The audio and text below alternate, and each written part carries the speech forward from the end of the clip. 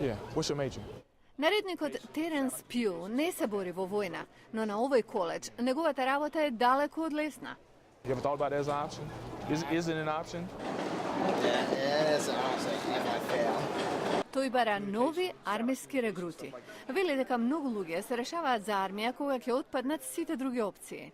Most people aren't really not interested. Многу мина не се in joining вистински any branch заинтересирани service за армијата, really се додека until животот не ги натера, life вели gets them тој. in a bind. I decided to join for my daughter. Верника Гивенс е самохрана мајка и невработена.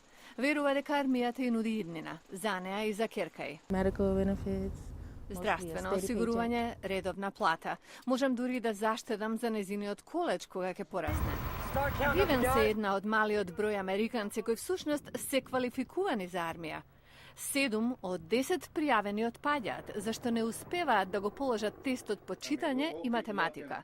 Извештајот, објавен од Mission Readiness, организација на пензионирани армиски лидери, најде дека 75% од младите американци меѓу 17 и 24 години не ги исполнуваат критериумите за приклучување на армијата. Или не завршиле средно училиште, или имаат криминално досие, или се физички неподобни. Пензионираниот заднински адмирал Џејми Барнет вели: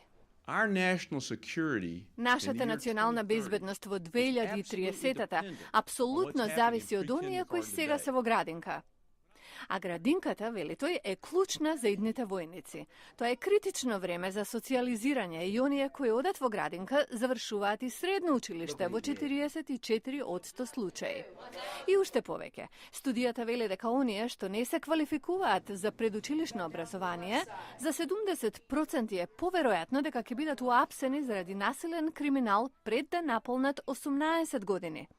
Зашто, тврдат изработувачите на студијата, животните навики, вештини и поставени цели на млади години често се пресликани во животот на луѓето кога ќе станат повозрасни.